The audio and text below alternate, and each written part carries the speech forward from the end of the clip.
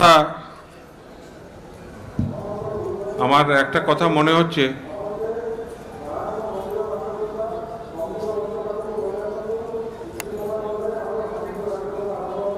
দীর্ঘদিন ধরে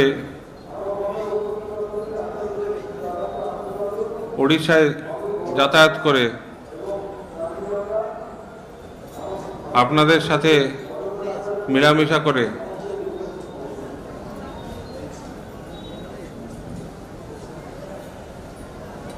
আমি কিছু ওড়িয়া ভাষা শিখেছি, বলতে পারি আমার মতো করে। কিছু ভুলভাল ত্রুটিপূর্ণ হলেও ওড়িয়া ভাষা আমি বলতে পারি, কিন্তু আমার আজকে ইচ্ছা করছে আমি বাংলা ভাষাতে আপনাদের সাথে কথা বলব। তার কারণ আমার মতো করে আমি একটা কারণ ভেবে নিয়েছি। আমি আমার মতো একজন মানুষ, সাধারণ মানুষ, আপনাদের সাথে একাত্মতার জন্য যদি ওড়িয়া ভাষা কিছুটা হলেও শিখতে পারি, বলতে পারি, বুঝতে পারি, তাহলে আপনাদেরও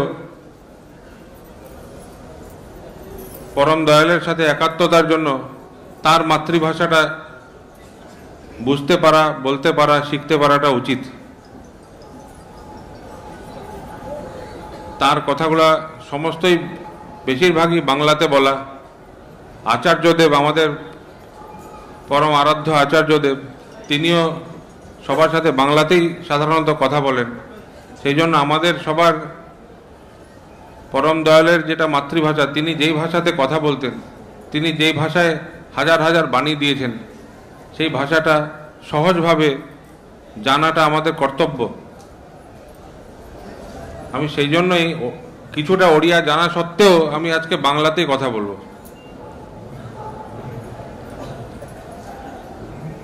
এই যে আমরা উৎসব করি, উৎসব সহজভাবে ঠাকুর বলছেন উৎসব মানে হচ্ছে শ্রেয় সৃজনী, সংহতি ও সমাবেশ।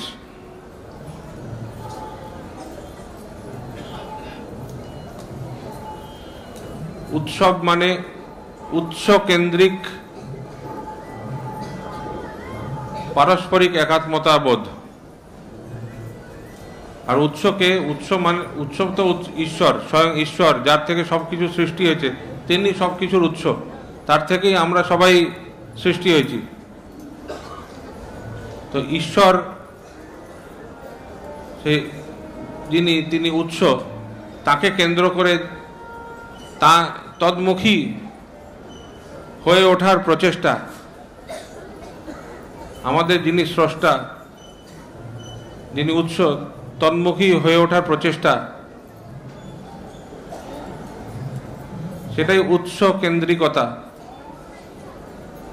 আর আমরা তো যিনি আমাদের উৎস, তার সম্বন্ধে আমাদের ধারণা কিছু নাই। যেমন আমরা যদি কোনো বিরাটের ধারণা করি, বিশালের ধারণা করি, বিরাট বিশাল এইগুলো তো একটা অনন্ত একটা ধারণা, কিন্তু আমরা বিরাটত্ব বোঝাতে গিয়ে বলি সমুদ্রের মতো, সাগরের মতো বিশাল বা পর্বতের মতো বিশাল। তার মানে তার তো একটা সীমা আছে, সেই সীমাটা আমরা ধারণা করি। তার মানে কোনো সীমাই তো ধারণা মধ্যে আমরা বিরাটত্বকে আমরা ধারণা করতে ভালোবাসি, বা আমাদের সেটা সহজ হয়, বুঝতে সহজ হয়, ধারণা করতে সহজ হয়। বিরাট, বিশাল, অনন্ত এই ধারণাটা আমরা করতে পারি না। সেই জন্য আমরা সমুদ্রকে বলি অনন্ত সমুদ্র। সমুদ্র তো একটা সীমা আছে, একটা তার সীমারেখা, তটরেখা আছে। বিশাল হিমালয় পর্বত, সে নিশ্চয় বিশাল, কিন্তু তারও একটা সীমা আছে। কিন্তু আমাদের ধারণার মধ্যে সেটা একটা বিরাট ব্যাপার, সমুদ্রটা একটা বিশাল ব্যাপার, অনন্ত এরকম মনে হয়, অসীম এরকম আমরা আমরা এইভাবে আমরা বলি। সেই রকম এই যে ঈশ্বরের ধারণা করতে গিয়েও আমাদের ঈশ্বরীয় যে গুণ, ঈশ্বরকে আমরা যেইভাবে আমরা ধারণা করতে অভ্যস্ত, আমাদের যারা চিন্তাশীল হাজার হাজার বছর ধরে আমাদের ধারণা পরিপুষ্ট করেছেন যে ঈশ্বর কথাটার মানে হচ্ছে যিনি ধারণ পালন করেন। ঈশ কথাটার মানেই হচ্ছে ধারণ পালন, যিনি অধিপতি। ঈশ্বর মানে হচ্ছে অধিপতি, আর অধিপতি মানে যিনি ধারণ পালন করেন তিনিই অধিপতি। তো ঈশ্বরীয় গুণ যখন একটা সীমার মধ্যে আমরা না যদি দেখি, তাহলে সেটা আমাদের কাছে একটা ধারণাটা স্পষ্টই হবে না। আর মানুষ সহজাতভাবে একটা মানুষের মধ্যেই নিজেকে আইডেন্টিফাই করতে পারে, নিজেকে দেখতে পারে। এই লোকটা তার মতো, এই লোকটা আমার মতো, এই লোকটা অমুকের মতো, এইভাবে আইডেন্টিফাই করে।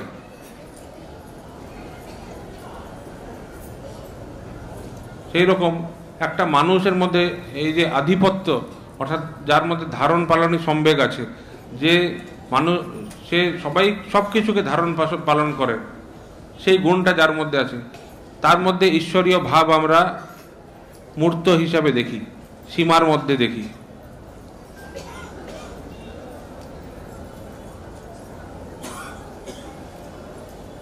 তাই একটা মানুষকে আমাদের প্রয়োজন সর্বাবস্থায়, আমাদের নিজেদের জীবন বর্ধন, নিজেদের বোধ জ্ঞান সব কিছু পরিপুষ্ট করার জন্য,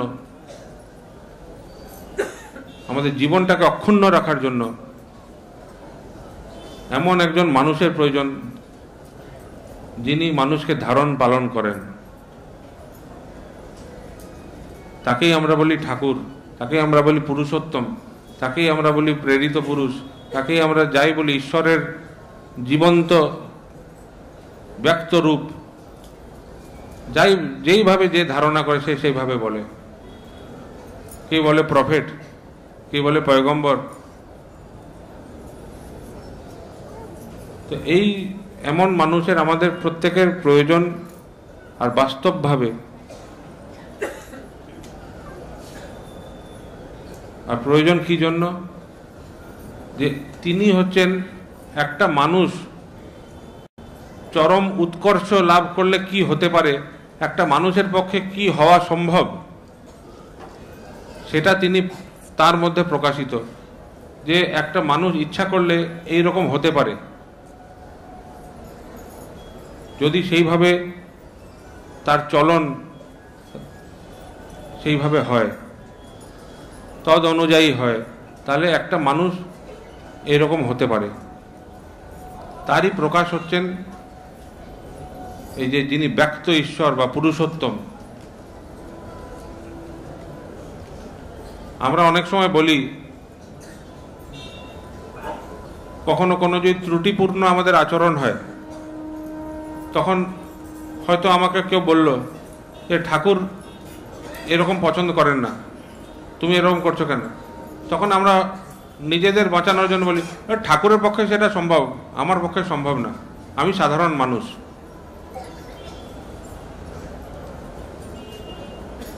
তিনি করতে পারেন, তিনি স্বয়ং ভগবান, তিনি করতে পারেন, আমি সাধারণ মানুষ, সেই জন্য আমি ত্রুটিপূর্ণই থাকবো। কিন্তু আমি ত্রুটিপূর্ণ থাকার জন্য তো তাকে গ্রহণ করিনি, তার অনুগত হইনি, তার অনুসরণ করছি না। আমি ত্রুটিগুলো সংশোধন করার জন্য, তার মতো হয়ে ওঠার জন্য। তিনি হচ্ছেন আমার আদর্শ। আদর্শ মানে কি? যে আমাকে এইভাবে হতে হবে। আমি সেই জন্য তাকে অনুসরণ করি, আমি সেই জন্য তার অনুগত। আমি সেই জন্য আমার জীবনে তাকে গ্রহণ করেছি।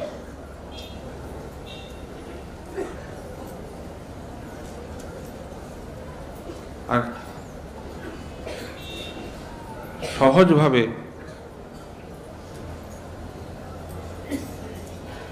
তিনি আমাদের যা করতে বলেন, তিনি আমাদের যেমনভাবে চলতে বলেন, আমাদের আচার আচরণ প্রতিনিয়ত প্রতি পদক্ষেপে যদি সেই অনুযায়ী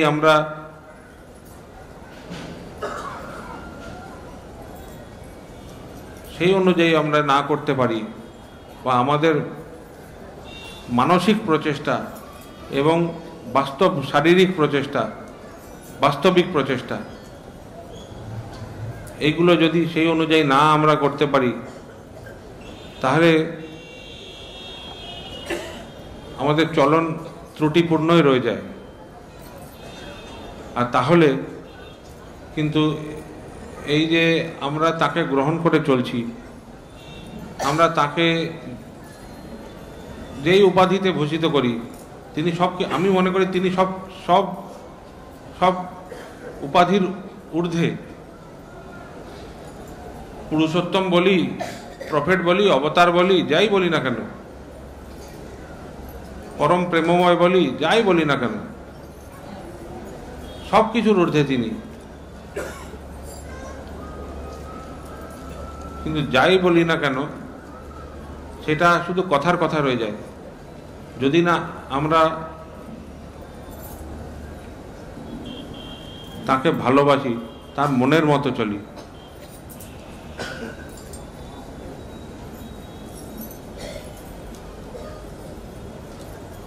এই যে আমরা দীক্ষা গ্রহণ করি, দীক্ষা গ্রহণ করে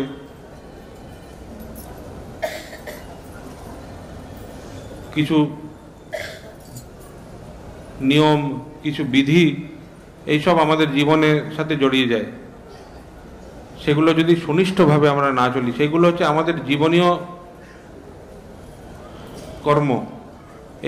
এই কর্ম, এই বিধান আমরা যাকে অনুসরণ করে চলি, তিনি এই বিধানগুলোর স্রষ্টা। তিনি জানেন কি করলে আমাদের মঙ্গল হবে, কি করলে আমাদের জীবন পূর্ণ হবে, কি করলে আমরা ত্রুটিমুক্ত হব, কি করলে আমরা নিজেদের বৃত্তি প্রবৃত্তি নিয়ন্ত্রণ করতে পারবো, সেটা তিনি জানেন।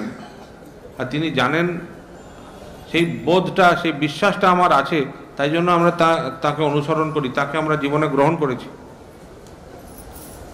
এখন তিনি যেমনভাবে আমাদের চলতে বলেন, সেই চলনটা যদি আমার নিজেদের অভ্যাসে পরিণত না করি, সেই চলনে যদি আমরা অভ্যস্ত না হই, তাহলে তিনিই থাকবেন।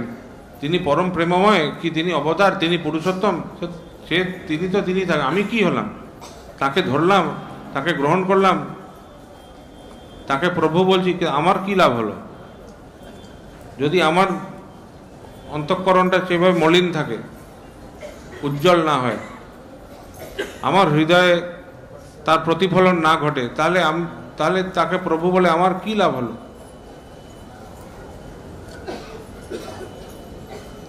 আপনারা এই কথাগুলো ভাববেন।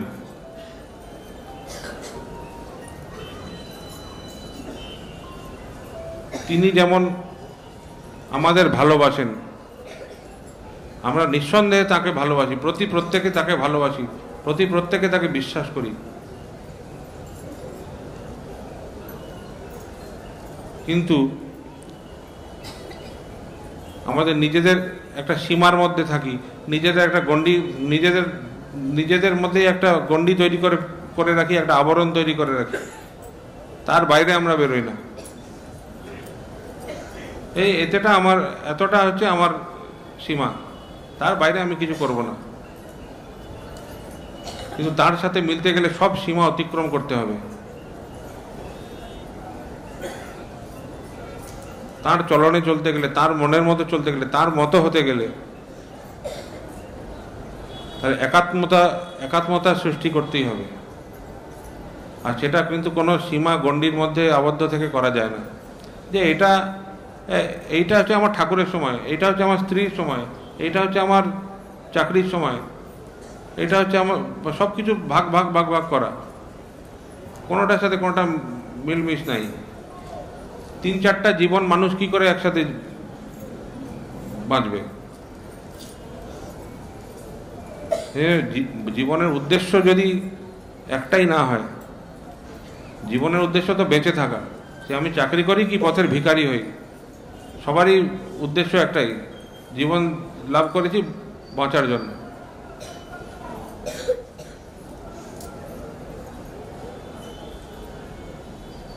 তো এই বেঁচে থাকার যে রসদ, বেঁচে থাকতে গেলে যা করতে হবে তা তো আমাকে করতে হবে। প্রতিনিয়ত তো মরতে মরতে বেঁচে থাকতে পারি না, অসঙ্গতি নিয়ে বেঁচে থাকতে পারি না, ত্রুটি নিয়ে বেঁচে থাকতে পারি না। আর এগুলোর ফলেই তো সংঘাত সৃষ্টি হয় প্রত্যেকের সাথে। বাবা মা একটা কথা বললো, সেটা আমি মানতে পারলাম না, একটা সংঘাত তৈরি করলাম। বিদ্যালয়ে শিক্ষক কিছু একটা বললো, সেটা আমি মানতে পারলাম না, করতে পারলাম না, শিক্ষকের সাথে একটা সংঘাত তৈরি হলো। বন্ধু বান্ধবের সাথে কিছু কথা নিয়ে কথা পাটিতুণ্ড হলো, সংঘাত সৃষ্টি হলো। সব জায়গায় এরকম সংঘাতময় জীবনটা সব। তারপরে বিবাহ হলো, কিছু না কিছু কারণে স্ত্রীর সাথে সংঘাত, চাকরি ক্ষেত্রে, কর্মক্ষেত্রে সহকর্মীদের সাথে সংঘাত। কেননা আমরা সবার সাথে তার মতো করে মিলতে গেছি, আমার নিজত্ব আমরা কিছু রাখিনি। আর আমার নিজত্ব তো, আমি তো নিজে কি, আমি তো আইডেন্টিফাইড যদি এক জায়গায় না হই, 5টা তো আমি হতে পারি না, 5টা বিঙ্কিদা হতে পারে না। বিঙ্কিদা তো একটাই, সেটা কে?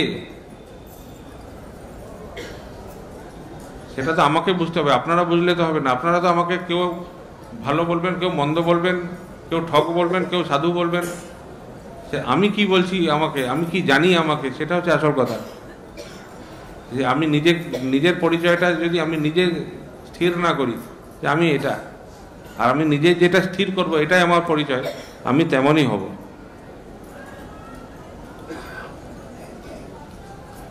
আর আমার কর্ম সেই অনুযায়ী হবে।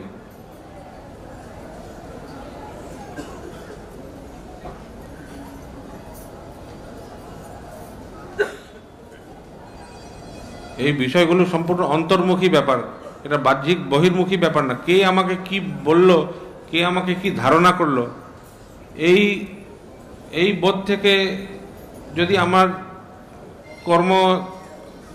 কর্মের আবেগ সৃষ্টি হয়, কর্মের প্রয়াস সেই অনুযায়ী যদি হয়, তাহলে তো আমি পুরো মানে ভ্রান্তির স্বর্গে বাস করছি। তাহলে প্রতি মুহূর্তেই আমাকে বিভ্রান্ত হতে হবে। আমি তো 1000 জনকে খুশি করে চলতে পারবো না, আর 1000 ভাগে বিভক্ত হতে পারবো না। তাহলে আমার সত্তাটা একদম বিচ্ছিন্ন হয়ে যাবে, আমার বেঁচে থাকাটাই দুরূহ হয়ে যাবে, কঠিন হয়ে যাবে। আর সেটাই আমাদের প্রতিনিয়ত হয়। এই যত আমাদের মানসিক অবসাদ হোক, দুঃখ হোক, কষ্ট হোক, রাগ, ক্ষোভ, অপমান বোধ, মানবোধ, যা কিছু হয় এইগুলো থেকেই হয়।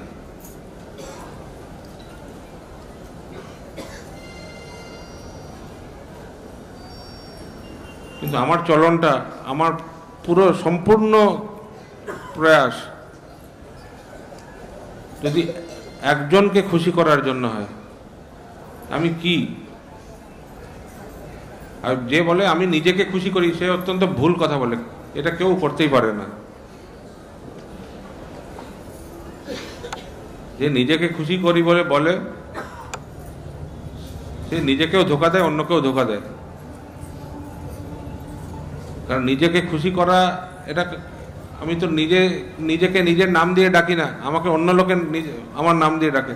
আমি তো নিজেকে বিঙ্কিদা বলে ডাকি না, আমাকে আপনারা বিঙ্কিদা বলে ডাকেন।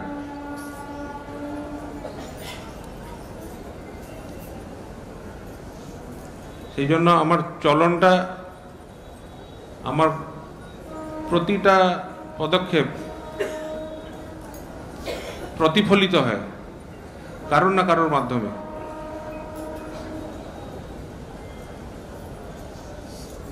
এখন আমার আয়নাটা যত স্বচ্ছ, তত আমার চলনটা পরিষ্কার। আমি যদি পাঁচটা আয়না চারদিকে রাখি, একটা সিনেমা দেখছিলাম আমি, যে একটা কোনো সিন ছিল, চারদিকে আয়না, সে লোকটা বেরোনোর পথ খুঁজে পাচ্ছে না, সে বিভ্রান্ত হচ্ছে। তো একটা স্বচ্ছ আয়না যদি আমার সামনে থাকে, তাহলে আমি নিজেকে দেখতে পারি, তখন আমার নিজের চলনটা আমি বুঝতে পারি, আমি নিজেকে আইডেন্টিফাই করতে পারি, নিজেকে রেকটিফাই করতে পারি। আর তার জন্য কিন্তু এই যে এত কথা বললাম, তার জন্য কিন্তু প্রতি মুহূর্তে, প্রতি পদক্ষেপে একটা এমন জীবন্ত, এই যে আমরা আদর্শ বলি, আদর্শ তার তো একটা গুণ আছে, তাই নিয়ে তিনি আদর্শ।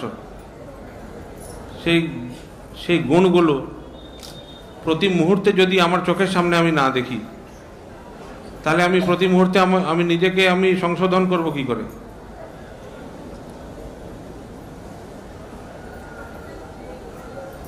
আদর্শটা কিন্তু কোনো ভাবকেন্দ্রিক নয়। এই ভাবটা যদি তার কোনো প্রকাশ না থাকে,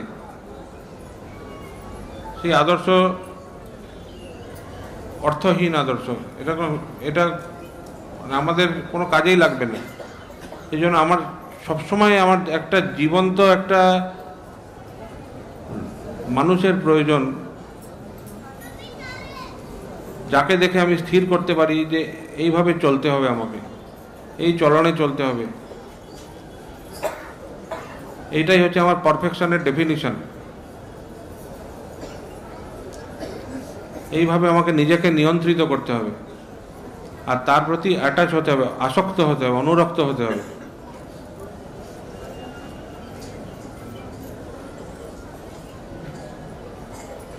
এই যে নিষ্ঠা, আনুগত্য, এইসব কথাগুলো আছে, এগুলো কিন্তু খুব জরুরি আমাদের জীবনে। সর্ব অবস্থায়, সুখে দুঃখে, মানে অপমানে, সম্পদে বিপদে, সবাই তার তার মতো করে রূপ পরিবর্তন করে। আমাদের পারিপার্শ্বিক সবাই, মা বাবা, ভাই বোন, স্ত্রী পুত্র কন্যা, পরিবার, পারিপার্শ্বিক সবাই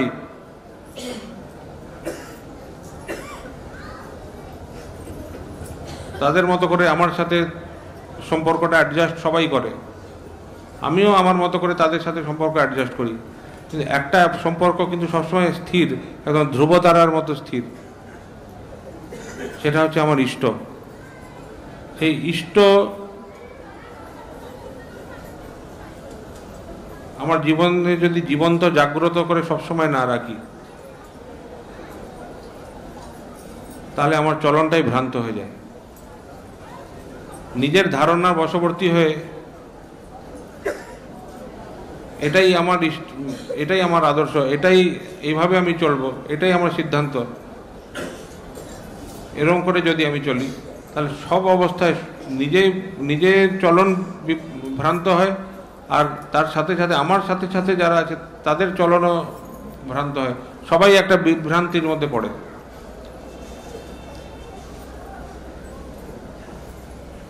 এই যে আমরা একটা জীবন্ত মানুষ সবসময় আমরা মেনে চলি, আমরা বলি আচার্য। এই জিনিসটা, এই ধারণাটা, এটা ঠাকুর আমাদের দিলেন, যে একটা মানুষ যার মধ্যে তুমি তোমার আদর্শের, তোমার ইষ্টের যাবতীয় গুণরাজি, তার ভাব সংহতভাবে দেখতে পাবে, যে তোমার ইষ্ট বা আদর্শের মতো ধারণ পালন করার ক্ষমতাবান, সেই গুণবত্তা যার মধ্যে আছে, তাকে সবসময় অনুসরণ করতে হবে। এইভাবে ঠাকুর জীবন্ত হয়ে থাকেন আমাদের মধ্যে সর্বাবস্থায়। এই যে আমরা বলি তিনি নিত্য সত্য বর্তমান, এটা একদম স্পষ্ট ধারণা। তিনি সত্যই বর্তমান। এই বোধটা আমাদের অন্তঃকরণে পরিষ্কার করতে হবে।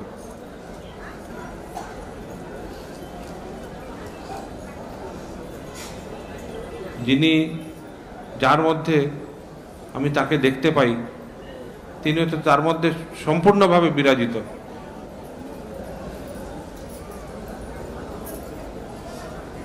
তিনি চির অতন্দ্র, পুরুষোত্তম চির অতন্দ্র। তিনি সবসময় আমাদের দেখছেন, তিনি সবসময় আমাদের রক্ষা করছেন। এটা কিন্তু একদম বাস্তবিক বোধ, বাস্তবিক জ্ঞান। এটা যে বোধ করে সে বুঝতে পারে। তিনি সর্ব অবস্থায় আমাদের সব কিছু প্রেমের সাথে বেঁধে রেখেছেন। এই যে বন্ধন, এই যে এত লোক, হাজার হাজার লোক চারিদিকে জমা হচ্ছে। আজকে ভুবনেশ্বরে উৎসব, কালকে আরেক জায়গায় ছিল, আগামীকাল আরেক জায়গায়, হাজার হাজার লোক সব জায়গায় যেন জড়ো হচ্ছে। এইভাবেই তো তিনি বেঁধে রেখেছেন ঠাকুর, জীবন্ত জাগ্রত ভাবে। আর সেই জীবন্ত জাগ্রত ভাবে তিনি আমাদের যিনি আচার্য, তার মধ্যে দিয়ে তিনি নিত্য লীলা করে চলেছেন। তিনি নিত্য আমাদেরকে প্রেমের জালে বেঁধে রেখেছেন। তিনি আমাদেরকে পরিচালিত করছেন, তিনি আমাদেরকে নিয়ন্ত্রিত করছেন, ঠাকুর করছেন। এই বোধটা আর এই বোধ অনুযায়ী আমাদের কর্মপ্রয়াস বা কৃতি সম্বেগ, এটা জরুরি। তাহলেই আমাদের চলন সুনিষ্ঠ আর ত্রুটিহীন হয়ে ওঠে। আজকে এখানে উৎসবে বহু মানুষ, ভুবনেশ্বর উৎসবে আমি আগেও এসেছি। আজকে সরস্বতী পূজা, বহু মানুষ বাড়িতে সরস্বতী পূজা করেন। তাও এই পূজার দিনে উৎসব, বহু মানুষ সমবেত হয়েছেন। আরও যত বেলা বাড়বে তত মানুষ আসবে, এই আসার বিরাম নেই। এই আমরা পারস্পরিকভাবে মিলিত হই। ঠাকুরের একটা কি সুন্দর তিনি একটা আমাদের এই যে বন্ধন সৃষ্টি করেছেন, নিজেদের পারস্পরিক যে আমাদের একাত্মতা, একপ্রাণতার বন্ধন। আর এর ফলে কি হয়, এই যে সবাই যে আমরা মিলিত হই, একসাথে সবাই তার চরণতলে মিলিত হই, তার নামে, তার গুণকীর্তন করার জন্য, তার ভাব, তার আদর্শ, এইগুলো এইসবে উদ্বুদ্ধ হওয়ার জন্য, অনুপ্রেরিত হওয়ার জন্য যে আমরা যে মিলিত হই, তাতে কি হয়, এই পারস্পরিক মিলনের মাধ্যমে আমাদের নিজেদের অনেক ত্রুটি এগুলো মোচন হয়, নিজেদের অনেক বৃত্তি প্রবৃত্তি এগুলো নিয়ন্ত্রিত হয়।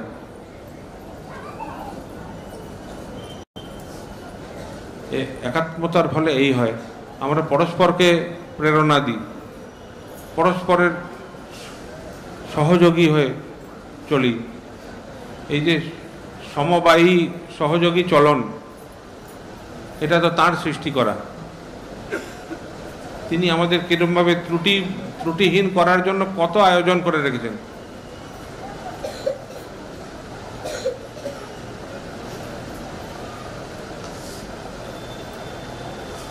সবাইকে ভালোবাসেন ঠাকুর, যেমন সবাইকে কোনো কিছু প্রত্যাশা না করে ভালোবাসেন, প্রত্যাশা না রেখে সবার মঙ্গলের জন্য তিনি যেমন সচেষ্ট। নিজের হলে যেমন মনে হয়, এরকম প্রত্যেকটা জীবের মঙ্গলের জন্য তিনি তেমনভাবে সচেষ্ট। এই তীব্র একাত্মতা বোধ, তীব্র সহানুভূতি, তীব্র প্রেম, এটা বোধ করেন। তিনি কেমনভাবে মানুষকে ভালোবাসেন, তিনি কেমনভাবে মানুষকে অপ্রত্যাশী হয়ে মানুষকে মঙ্গলের দিকে অগ্রসর করেন, বর্ধনের দিকে, জীবনের দিকে অগ্রসর করেন। এটা এটা একটু বোধ করেন, ধারণা করেন, তাহলেই দেখবেন তাতেই অনেক নিজের চলন নিয়ন্ত্রিত হয়ে যাবে। আর সেইভাবে চললে তো কথাই নেই। আপনারা সবাই পরস্পরকে নিয়ে ভালো থাকেন, সবাই সবার সহযোগী হয়ে ওঠেন, সবাই সবার পরিপূরক হয়ে ওঠেন, অনুপূরক হয়ে ওঠেন। প্রত্যেকের ত্রুটি বিচ্যুতি আরেকজন পরিপূরণ করে দেন, প্রত্যেকের গ্লানি আরেকজন পরিষ্কার করে দেন। এইভাবে পরস্পরকে নিয়ে চলেন। এটাই হচ্ছে বৈধী চলন, এটাই হচ্ছে জীবনবর্ধনী চলন। আমরা যদি জীবন চাই, আমরা যদি বর্ধন চাই, আমরা যদি আনন্দ চাই, তাহলে এটাই একমাত্র পথ।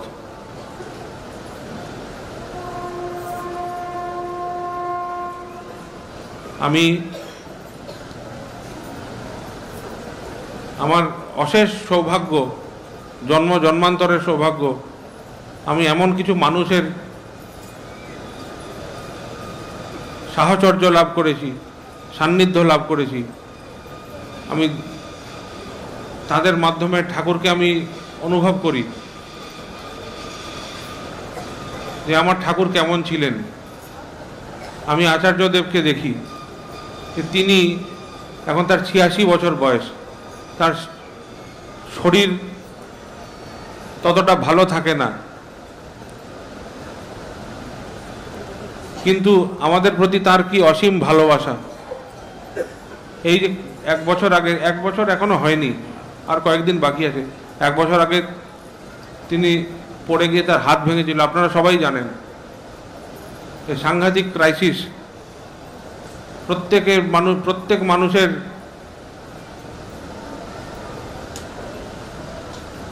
মনের কি অবস্থা, যে তিনি যাতে তাড়াতাড়ি সুস্থ হয়ে ওঠেন। ঠাকুরের চরণে সবারই কাতর প্রার্থনা, আর প্রত্যেকের প্রার্থনায় সাড়া দিয়ে ঠাকুর তাকে সুস্থ করে দিলেন।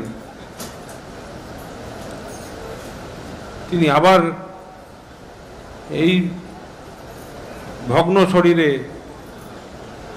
তিনি কেমন দেখেন, আমাদের জন্য তিনি কত কষ্ট স্বীকার করেন।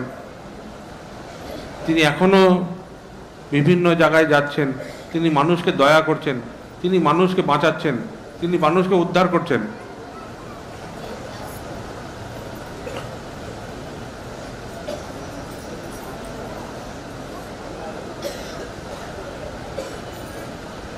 তিনি করছেন মানে তার মাধ্যমে ঠাকুর করছেন।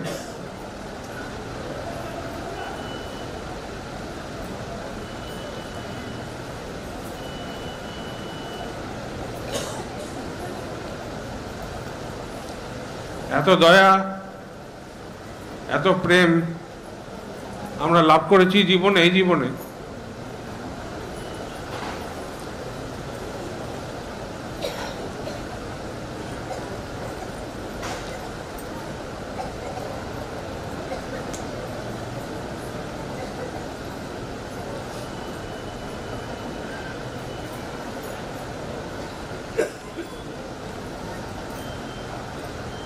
দুনিয়ার সব মায়েদের তাদের সন্তানের প্রতি যে টান, যে প্রেম, যে একাত্মতা আছে, আমি কোনো মাকে ছোট করছি না। মা সে মাই, মার কোনো তুলনা নাই প্রত্যেকের জীবনে। দুনিয়ার সব মায়ের এই সন্তানের প্রতি যে তাদের টান, ভালোবাসা, সব যদি এক করা যায়, তাহলেও ঠাকুরের যে ভালোবাসা তার তুলনা হয় না।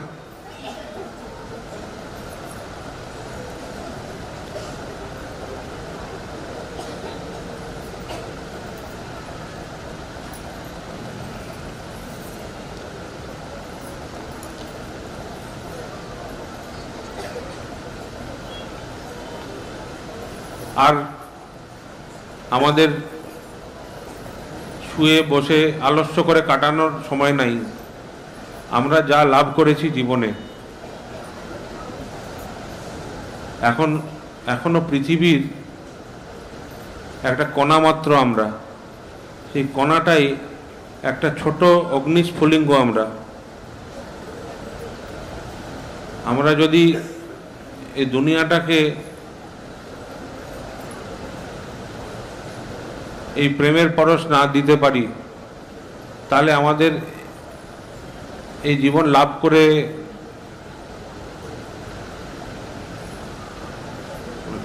লাভ করাটা কোনো ফলদায়ক হবে কি? এই জীবন লাভ করে কি লাভ আছে? এই যে আমরা মহাজীবনের স্পর্শ পেয়েছি, সেটা আমরা যদি ছড়িয়ে দিতে না পারি, তার স্মরণ, মনন, অনুধ্যান, গুণকীর্তন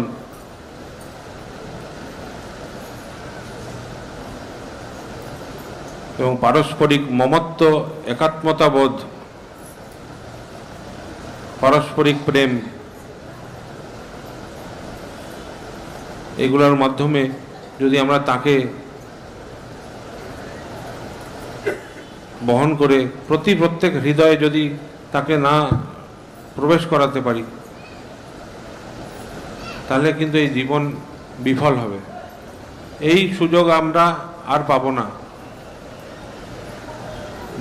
জন্মান্তরের সুকৃতির ফলে আমরা তাকে লাভ করেছি জীবনে।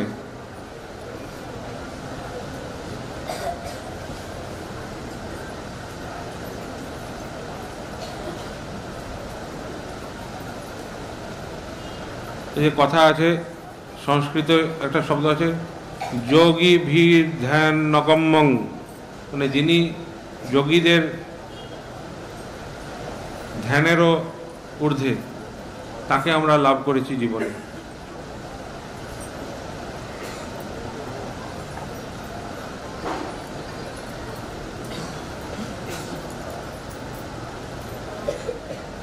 এই জীবন বিফল করবেন না। আপনারা সবাই ভালো থাকেন,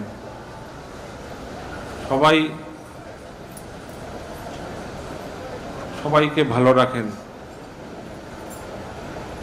প্রত্যেক হৃদয়ে তাকে অধিষ্ঠিত করে তোলেন।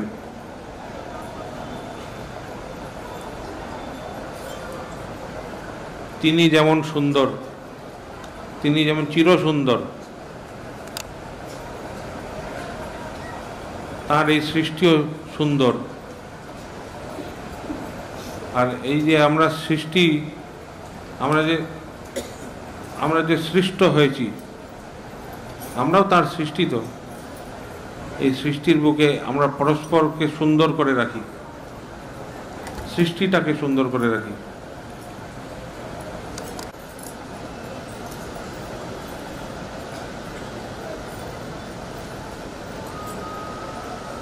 এইভাবেই সার্থক হবে আমাদের জীবন।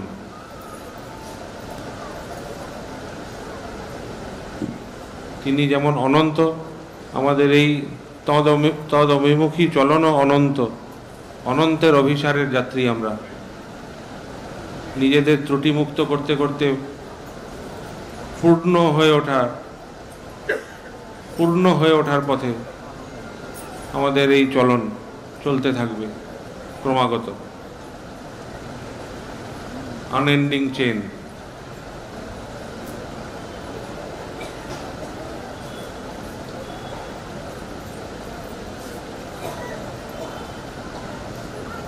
সবাই ভালো থাকেন। জয় গুরু।